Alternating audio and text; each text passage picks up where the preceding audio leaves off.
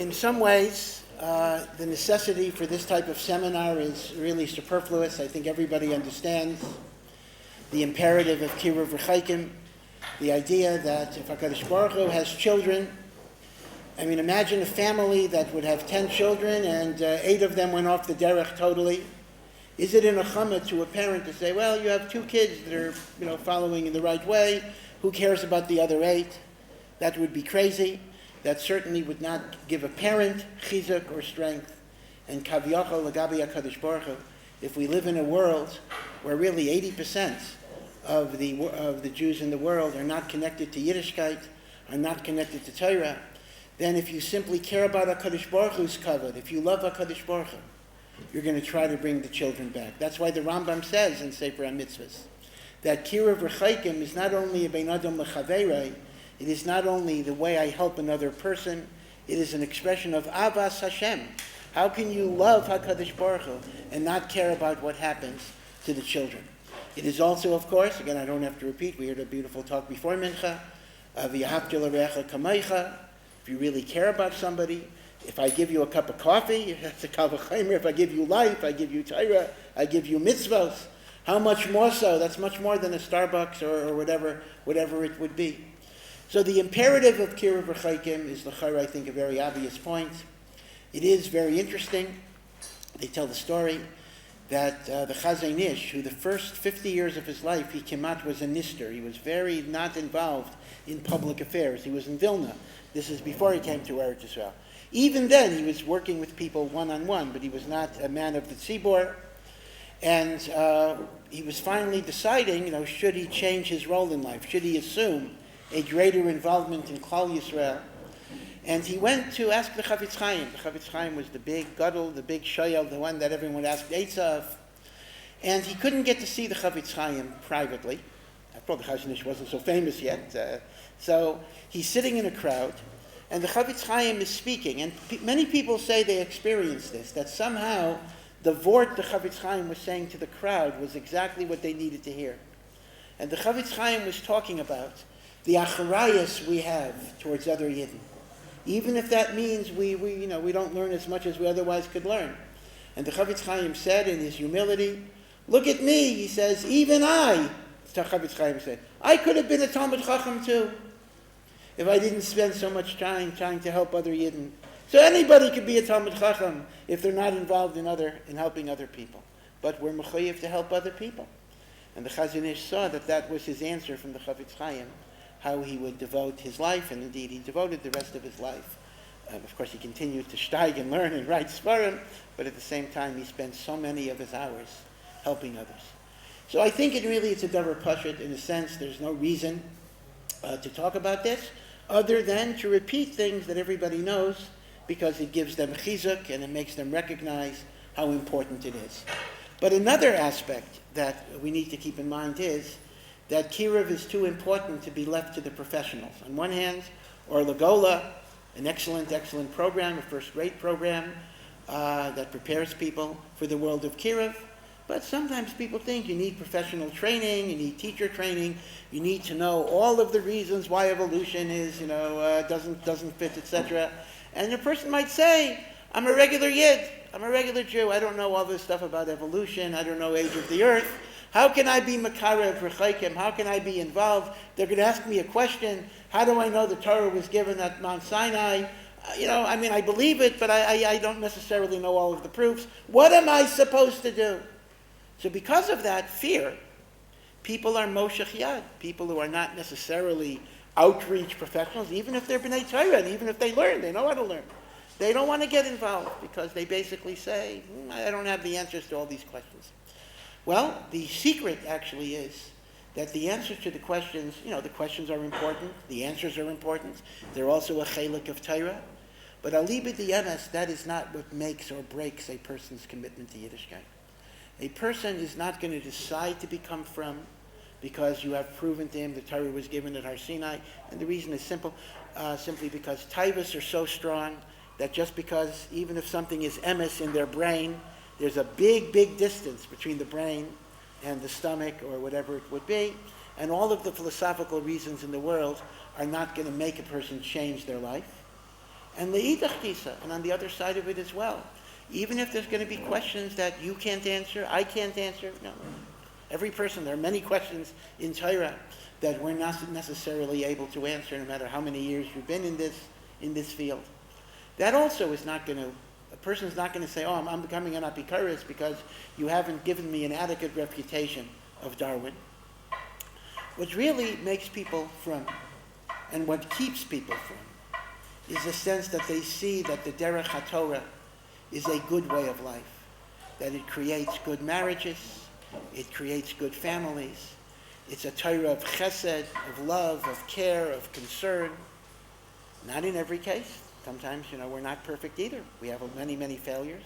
But if b'derech klal they can perceive that the derech of Torah is a good way because it creates a bond of love and togetherness and striving, and it's a way of getting away from the materialism and superficiality of the world, people will look for it. They will be attracted to it. After all, our neshamas are already attuned to be connected to HaKadosh Baruch Hu's Torah. We just need some yisairis, some type of awakening. So, even if you don't have answers to the questions, if you're a person that can create hospitality, warmth, friendship, if a person senses that you care about them, that you are concerned for where they're going in life, and you do so in a non-judgmental, non-critical way, you don't kind of say, you're a piece of garbage now, but I could, maybe fix you up somewhat. That's not a very effective Kiruv approach. Then Mimela, people will become frum, people will gravitate towards Torah because they just want to be part of this. In this world today, and maybe it's a chisaron, maybe it is a chisaron, and maybe it's a little different than it was in the 60s and the 70s. In the 60s and the 70s, we had backpackers who were exploring all of the philosophies of life. They went to Kathmandu and they went to India, and they went through all of the philosophies and Eastern religions and the like. And as a result, perhaps the approach, and maybe this was the yesod of when Ohr Somayach started, the approach had to be something that was grounded in philosophical argument and in the elusive search for truth, where people would be screaming, is there absolute truth? Is there not absolute truth? And that was almost a motto in Ohr Somayach in those days. I have to admit, although I'm not in the dorms at all hours, so I don't know, I hear this, this scream of absolute truth. I hear it a little less than I used to hear it. Now maybe people discuss it at different times. But the truth of the matter is, because we do live in a more materialistic time, we live in a more superficial time. Even in college campuses, people are not sitting around debating Kant, Plato, philosophy. Unfortunately, people are involved in the taivas and the decadence of Eilam Hazeh. So in a sense, what needs to be given in our chinuch, in our hadracha, in our kiruv, without neglecting the other component, is not so much a counter-argument to the philosophical antagonisms that one might have to religion, but a counter-argument to the decadence of a lifestyle that is superficial and empty. And therefore, the old saying, used to be an old saying, that the Rebbetzins Cholent made more Balei Tshuva than the Rav's drashas, has a very, very strong validity. Not so much, Cholent versus drasha, but in terms of warmth and connection and care versus the intellectual structure. Now again, I don't mean to say don't be an intellectual. I don't mean to say don't analyze, don't think. Obviously, we have to think. The whole union of Talmud Torah involves thinking and working, and through our mind we connect to HaKadosh Baruch Hu. But you have to understand that academic learning and philosophical speculations and arguments are not going to make and break the life decisions of a person. Now, maybe mamish Talmud Torah, sitting down and learning Gemara and Taisus, maybe that will, because that's Hama'or Sheba Machzira L'Musaf. Okay, that I'm willing to be makabel. But I can tell you that a 5-hour argument about the proof of the existence of God is not nichlal in Hama'or Sheba Machzira L'Musaf. That does not have any automatic effect that will bring a person to HaKadosh Baruch Hu. It may convince him intellectually, and then you're back to the problem of square one, that the intellect and the taivas are operating in two different ways, and the automatic ruchnius of Amor Shabbat does not really apply to that part of kind of an academic discussion. So the upshot basically is that you don't have to be, and you shouldn't have to be, a Kiruv professional to be Isaac in Kiruv. What you do have to be, and maybe this is even harder than being a Kiruv professional, is you have to be a person who cares. Now that's not so pashut, and if you're a person who doesn't care, something to work on, but don't get involved in Kiruv. That is emes. Maybe your avodah at some point in life is to serve Hashem in different ways until you reach the level of caring, and then you do Kiruv. So the point is that if there is a qualification for Kiruv Rechaikim, it is not having so many answers to specific questions. It's caring about the people that you're dealing with. It also means respecting the people that you're dealing with and recognizing that when we deal with another Jew, we're not just there to teach, we are also there to learn. That the concept is that person has something that he can show me, he could teach me. Maybe not necessarily in information, although sometimes in information, but maybe in commitment, maybe in yearning, maybe in wanting to grow. Right? Many people say, I remember years ago, Lincoln Square Synagogue in New York, I think I'm allowed to mention it in the base matters here. There's a Jewish outreach program. Rabbi Ephraim Buchwald ran it, still runs it, for many, many years. And one year they had a banquet. I guess they have a banquet every year. And they honored a person who was very involved in Kiruv Rechaikim. And the name of his talk, he gave a talk, Why I Hate Balei Tshuva. And it was a fantastic talk. He says, I hate Balei Tshuva because when I come home Friday night, I want to have a 15-minute meal and go to bed. And right when I'm about to bench, all of a sudden he asked me a question. I don't understand the Rashi here. I don't understand the Mishnah here. The point was, it was a very affectionate talk. He was basically saying that what we learn from people who are newcomers to Judaism, we learn renewal, we learn excitement, we learn passion. And if you approach the idea that I'm not just here because I'm up here and you're down there, whoever it is, you're down there, and I'm here, milmala lamata, to be mashpia on you.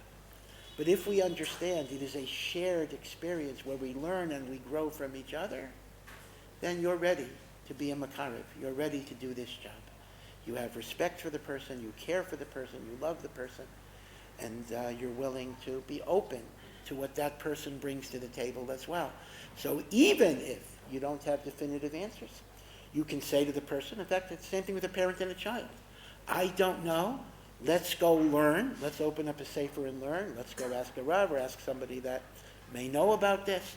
And that itself is a great lesson, because that tells the person, whether it's your child or whether it's someone that you're trying to bring into Judaism, that tells the person that Torah is a lifelong learning experience. It's not simply you finished and you graduated. They tell the story about the great Rabbi Eliezer Silver. He's a great gadol. And legend has it, he lost his first shteller. He came to America after World War I. I don't want to mention the city because it's shtickle lashon hara, but he lost his first shteller in a small city. And the president fired him. This was in 1920 because he didn't like the fact that he was wasting electricity in the show at night. So when Rabbi Silver said, but I'm learning in the show. The president said, that's the point. I thought we hired a rabbi who finished his education. So again, you see how ludicrous it is. Baruch Hashem, we've been zoche in our door to have gedolei olam who are, we're over 100, we're over 100, still learning. I mean, gee, you'd figure after 95 years, Rabbi Yosef should get it already. What is he still doing after 95 years? The answer, right, Torah is Ein Sof. So the emes is, even a statement, I don't know, let's go learn about it, is an important message. That itself is a hadracha. That itself says, we got to keep learning, we got to keep growing. There's never a situation where I've made it, I know everything there is to know. So a person shouldn't be afraid. If your heart is good and you're a caring person, you will be matzliach in one way or the other. And if you're not matzliach to totally change a person, again, hatzlacha is not only measured by 100%. Even if the guy's not going to be in kailul or whatever it is. If the person has a better attitude about Torah, a more positive attitude, you never know where that's going to come. It may affect who he marries. Will he marry a Goy or a Jew? It may affect whether he sends his child to a Jewish day school or a public school. So it might be the seed that you're planting may not have an effect even on that door, so to speak. but it may plant the seed much later. Rabbi Yaakov Kamenetsky, when he would be in a waiting room in a doctor's office, and there would be kids playing, so Rabbi Yaakov would take the ball and toss it to the kid and have catch. He was already, 85, and he would play catch with little kids. And people said, it's not Lefi Chavaydai, why is the Rav doing that? And he said, I want this little Jewish kid to remember that there was an old rabbi with a beard who used to play ball with him. And Mamela, when this kid grows up, he's going to remember, rabbis aren't as bad as people think. They're kind of nice people too. And Rav Yaakov said, who knows what that could lead to? You never know. Why squander an opportunity? But, Lamaisa, we have to recognize the following. We have to recognize a problem that has been known in the industry, so to speak. And I hate to talk about it as an industry because it really should not be an industry because people are not commodities. And that is what might be called the problem of second stage Kiruv, which is actually a very, very serious issue. Baruch Hashem, institutions like Ohr Somayach, other yeshivas, have had over the years, almost 50 years now, a great hatzlacha in taking people off the street, off the wall, people who really had no shaychus with Judaism, and exposing them to the beauties of Torah, to the beauties of learning Torah. And many, again, we don't have a 100% success rate either, but many, Baruch Hashem, have become Shomrei Mitzvahs, many have become B'nai Torah, many are still learning in yeshivas, even after many, many years. So indeed, there's a great, great success. But what often happens is that after we make people from, we then move on to the next group of people that we have to work on. We have a checklist, we check them off, just like the Indians would count the scalps. We have our numbers, and we go on to the next person, not recognizing that even after a person becomes a Shomer Mitzvahs, they still need a lot of connection to a Rabbi or a spiritual system that can nurture them and that can sustain them. And to some degree, if they're in another yeshiva, maybe that'll give it to them. But again, let's say somebody is working, even in other yeshivas, people don't necessarily develop a connection to Rebbeim. But we kind of neglect the people that are already from because, they don't, we don't, well, I was going to say they don't need us, but really, we don't need them anymore. We might say we already tick them off, check them off the list. Now, to some degree, this is actually a function of the economics of Kiruv. I don't want to get into that, in which even the financial assistance to Kiruv is a function of how many people you converted or how many people you were mekarev. So consequently, there is a great emphasis on a numbers game, which can sometimes be counterproductive. But we do have to recognize that when somebody enters Klal Yisrael and they don't have the family system, they don't have the background, they don't have a childhood over many years, building up certain things that are obvious. There are going to be many stages of life which would almost be simple and instinctive to an FFB, a from person from birth, that a Baal Tshuva might not be familiar with. So, for example, the issue of what is a Jewish marriage? How do you raise children? How do you make decisions as to what is appropriate in your home when you came from a background in which all sorts of things were allowed? These are issues which perhaps if you lived as a religious Jew, you just absorbed. You didn't have to have a class in it. But the emes is, many Baal Tshuva, especially if they don't have family supports on either side of it, they get married, simply flounder. They don't know where to go. And this is a major, major issue. A person might spend years in yeshiva and hopefully know how to learn a taisvus, hopefully, not always either, but they don't necessarily know how to be a husband. They don't necessarily know how to be a father. They haven't necessarily had religious role models to instruct them in that way.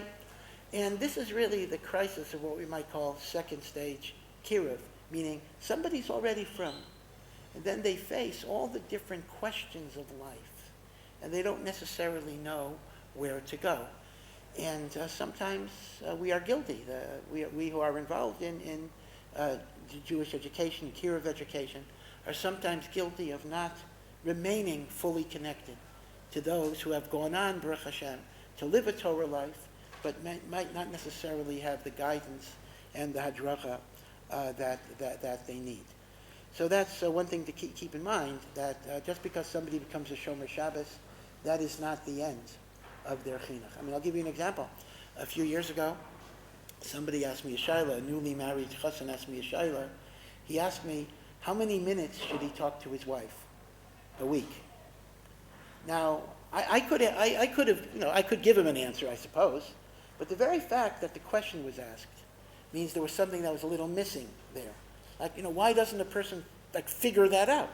But the answer is, the emes is, in his defense, a person becomes from, even the common sense, maybe that's a problem. You shouldn't get rid of your common sense, but you don't know anymore. The simple, most obvious things that you did take for granted in your prior life, you don't know. Are they still valid? Are they still not valid? A lot of times they are valid, and I'll get to that. But a person doesn't know. I know that in the secular world, husbands talk to wives. Okay, I know that, but maybe that's a secular thing. Maybe that's not a Jewish thing. So people ask, right?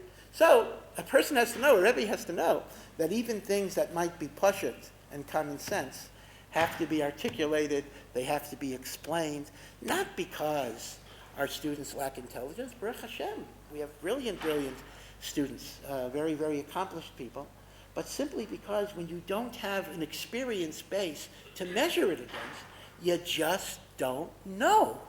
And therefore, a Rebbe and anyone that's metapel with Talmidim has to be aware that even the obvious things. Somebody once told me years ago, they went to the old Soviet Union to meet secretly with Jews that were shomer mitzvahs. This was the age of the refuseniks in the 1970s. And there were Yidden who were meiser nefesh mamish to keep Torah and mitzvos when they could have been sent to Siberia. And they handwrote, someone gave them a copy of the Kitzur Shulchan Aruch, and they handwrote manuscripts of the Kitzur, and they circulated it among the groups, and they were shomer mitzvahs. And the person noticed that when one of the people was making Kiddush, the American noticed that when a person was making Kiddush, the cup was on the table. He wasn't holding the cup. So he mentioned, he's supposed to hold the cup. He says, well, I looked in the Kitzur doesn't say to hold the cup. Now, I honestly don't know if that's the case or not, but if it wouldn't say it, that's because it was so obvious. Every Jew knows you hold the cup for Kiddush. It didn't have to be said. But for a Russian Jew who had been menutak from Yiddishkeit for decades, yeah, you have to tell it. You got to hold the cup when you make Kiddush. Right, so this is something that we need to be aware of. And here, though, I want to mention a point that I think is important as well. And that is, when Chana, Shmuel's mother, when Chana prayed for a child, so she prayed that she should be given a Zera Anoshim, a man among men, or a child among men, among people. What is among people? So the Gemara says what she meant was, not too tall, not too short. I pray for an average kid. Please give me an average child. Very, very strange. First of all, if that was the case, her prayer was not answered. Shmuel, the Shakol, Kamosha, V'Yaron. What type of parent is going to pray, please Hashem, give me mediocre kid. I want mediocrity. Avada, it's a davar pashut. Chana was not asking for a mediocre child. She also, like every parent, Kal v'chaymer Chana, she wanted a tzaddik. She wanted a great person.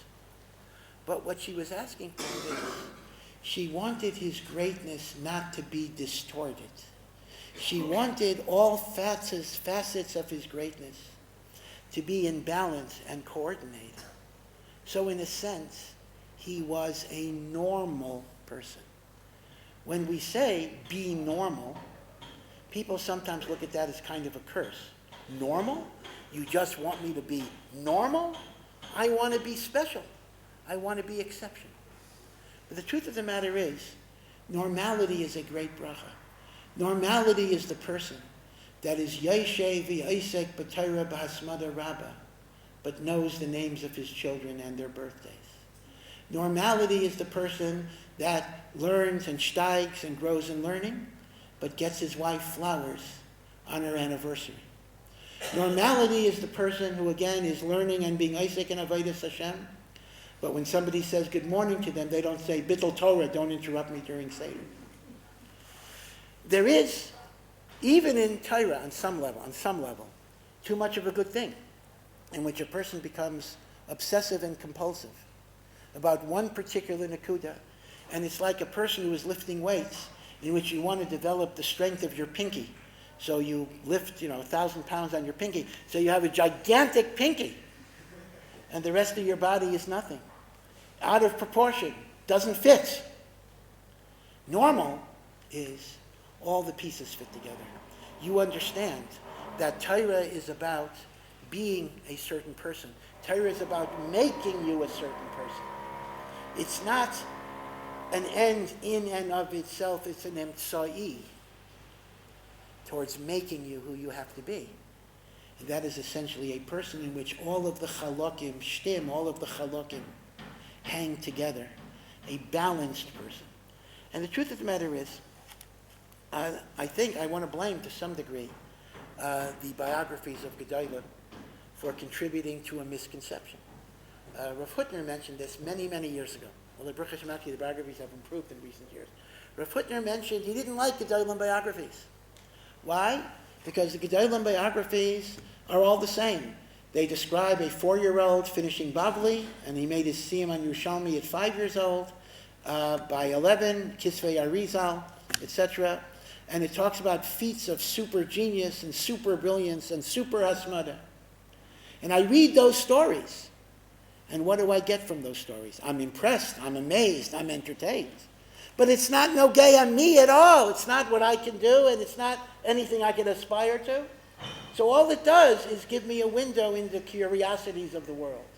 There's the world's strongest man and the world's smartest man and the world's biggest masmid, and it's like, Ripley's Believe It or Not in a from packaging.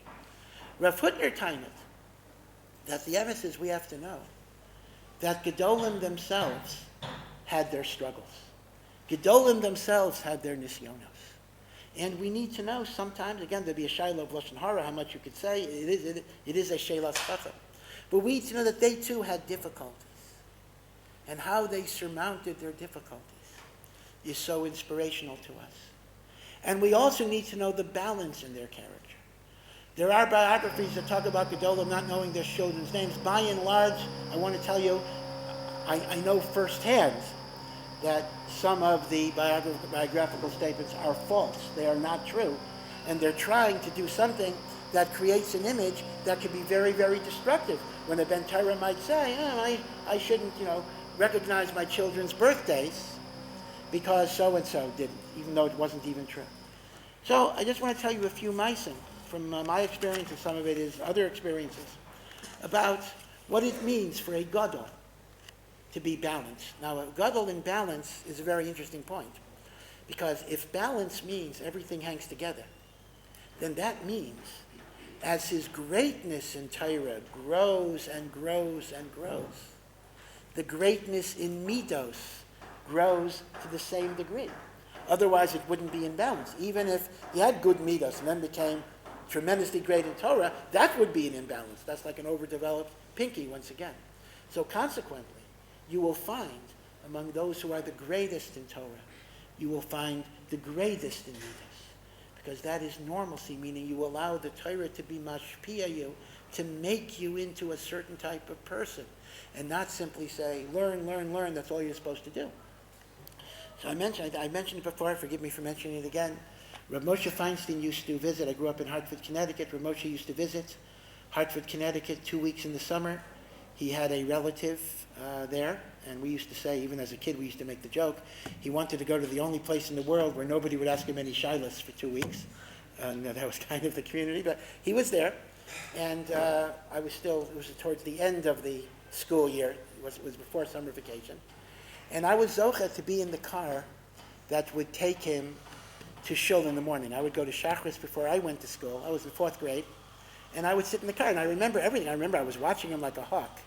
It was the first time I saw a person when he would wrap up his, I had never seen this in my life, when he was wrapping up his tefillin, he was learning Mishnayos. I had never even seen such an idea. Between aliyahs, he would go over all the way to the Balkorei. He had a Chumash and he had a Mishnah. Mishnayos Tyrus he was learning. And when the Balkorei started laning, he opened the Chumash. As soon as the Balkare stopped, he closed the Chumash, opened the Mishnah. That Hasaga I had never seen in my life. Didn't understand a word he said. He spoke a Yiddish that was difficult for even people who knew Yiddish. But the Hadras Panim, I remember the glow of the Shekhinah from his face. I absolutely remember as a 9-year-old. But here's my little story. I was going to send it to Art Scroll. I didn't get it in on time. And that is, one time it was raining, and I was still davening. I was going to walk to school. It was 2 blocks away. Rabbi Moshe had left with the people that took him home. Around 15 minutes later, somebody comes into the shul and says, Rabbi Feinstein said, we have to go back and get you because he remembered you were in the car, and he didn't want you to walk in the rain. So he asked me to come back and give you a ride. Now, I was 9 years old. I did not care about walking in the rain. I still don't. And not only that, all the people who knew me didn't care either, because all the people who knew me, they didn't know. Hey, the kid's going to walk to school in the rain. Big deal. So who is the one person who cared? Gadol Hador. That every single shayla of Klal Yisrael is on his shoulders. Matters of life and death, agunas, medical ethics, the interaction with the conservative reform, all of the shaylas of Klal Yisrael, Rav Moshe had to deal with. And yet, he's aimed on the fact that he didn't want a 9-year-old to walk in the rain, 2 blocks in the rain. I have to tell you, of all of the things that are powerful influences in why a person wants to embrace the Derech HaTorah, I can tell you that is very, very powerful. You can't imagine how powerful that is. More so than whatever Kuzari principle or refutation of Darwin you could come up with. That said, if that's what godless in Torah means, I want to be connected to that in some way. Because look at this greatness. We have the Steipler here in Eretz Yisrael, the Steipler. And these days, who's the Steipler? Rav Chaim Kanevsky's father. We used to say Rav Chaim Kanevsky was the Steipler's son. Baruch Hashem, you have 2 dairas of Mamish Gedolei Olam. But the Steipler, who was towards the end of his life, besides the fact that he couldn't hear, was very, very weak. It was extremely difficult for him to walk. And there was a bar mitzvah in Bnei Brak. And in the middle, which he wasn't invited, his family didn't even know him, and it was 3 miles away from his house. And then in the middle of the bar mitzvah, he huffs and he puffs, and he had walked 3 miles on Shabbos. And he goes over to the bar mitzvah boy, and he whispers something to him and shakes his hands, and then he turns around and he walks another 3 miles. And the family is nishtaiming. The family goes over to him and says, what happened here? What's the schus?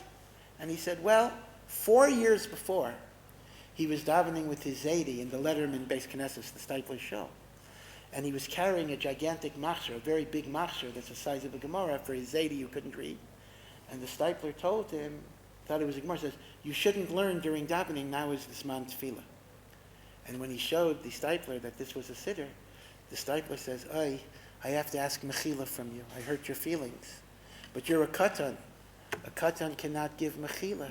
So tell me when your bar mitzvah was. The kid was 9 years old. So he told the Steipler the parsha of his bar mitzvah. 4 years later, the Steipler walks 3 miles. And I can tell you it was a lot harder than for any of us to walk 3 miles. To be mavakesh mechila from a person on the days of his bar mitzvah. The sensitivity of a gadol. Rav Steinman. We have so many ma'asim about Rav Steinman, Zichrono Livracha. Of course he was a gadol b'Torah. That doesn't need to be said. But what needs to be emphasized are the midos that such a great person has, in which the story goes, there was a kid in Bnei Brak from a frum family. Again, it's a famous story by now. And this child, unfortunately, very much went off the derech. Ad kedei kach, that he was about to get married to an Arab. He was about to intermarry, which in Eretz Yisrael, even among Chilonim, is comparatively rare compared to Chutz La'aretz. But he was going to do that. But he was spending a last Shabbos with his parents. His parents said, spend 1 Shabbos with us. And he said, I will do that, but on the condition that I can use my iPad. An iPad in Bnei Brak even during the week would be a big problem. But this on Shabbos, I'm going to be in the Merpeset, I'm going to use it for Rabbin. And the parents said, listen, we're not going to stop you right now, but just spend the Shabbos with us. And as the Shabbos went on, The father said, I'm going to a shir by Rav Steinman. Would you like to go to the shir? The father doesn't even know what was his havamina to even ask his son. But Hashem put that thought in his mind, and the son said, yeah. Father doesn't know why. They have a shir, etc. And at the end, he goes to Rav Steinman, and the father says, unfortunately, my son has gone off the derech. He's Machal Shabbos. He's going to marry a guy. Can the Rosh Yeshiva give him a bracha? So Rav Steinman said to him, have there ever been times in your Chilul Shabbos that you've thought of doing tshuva? And he says, yeah, a few times. How long have those times been? He says, 10 minutes here, 15 minutes here. And Rav Steinman said, I'm jealous of you, because in those 10 or 15 minutes you were much greater than me, because the place where the Baal Tshuva stands is greater than the Tzaddik Gomer. You reached madregos that are much higher than the madregos I achieved. And from that conversation, the boy became frum, but there's a prior story. The father then asked the son, why did you go to the shir? I mean, you were using your iPhone, your iPad on Shabbos. Why did you go to the shir? He says, because 10 years earlier, something happened in my cheder with Rav Steinman, and I remembered it. Our class was taken for him to give us a bechina, and everybody who answered a question right got a candy, and he asked me a question, I didn't know anything. He then asked me a second question, I didn't know anything, an easier question, an easiest question, I didn't know anything. So after everybody left, Rav Steinman asked me to stay. And he said, I'm giving you 3 candies. Because in Torah, the sechar is based on how you work, not what you know. And you had to work to try to answer 3 questions. So you get 3 candies. And the boy said he had forgotten that story. But when the father had reminded him, said, let's go to Rav Steinman's shir, he had remembered that here was somebody who was not mevatel him, who didn't reject him, who saw the good in him no matter how far he went. And this is a very, very significant point of being machshav a person, of being balanced, being normal, and in terms of your interaction, seeing the good in people.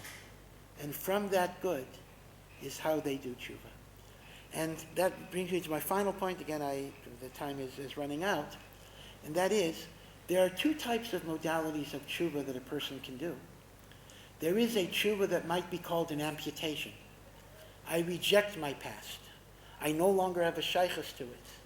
I am somebody new. I simply cut it off and make believe it doesn't exist. Sometimes that's necessary. Just as sometimes medically you have to amputate a limb, sometimes you have to amputate a life, a past life. But just as amputation medically is only a last resort, not a first resort, amputating a past is not the highest and deepest level of doing tshuva. The deepest level of doing tshuva is when you take those aspects of your past and they become the foundation of what you are. Because a tshuva where you amputate yourself can often lead to depression, it can often lead to sadness, it can often lead to feeling I'm an incomplete person. So you come to Yerushalayim and you meet Yerushalmis, you meet Tzaddikim who have been here for 500 years, and you come from North Dakota, or you come from wherever you come, and you say, what exactly am I going to accomplish? So I'll be in yeshiva for 10 years and I'll be as good as his 5th grader there. Like, what am I? I'm nothing. So here is the secret you need to know. It is true that the 10th generation Yerushalmi has many, many gifts that we don't have. It's true. But the guy from North Dakota has something the 10th generation Yerushalmi doesn't have.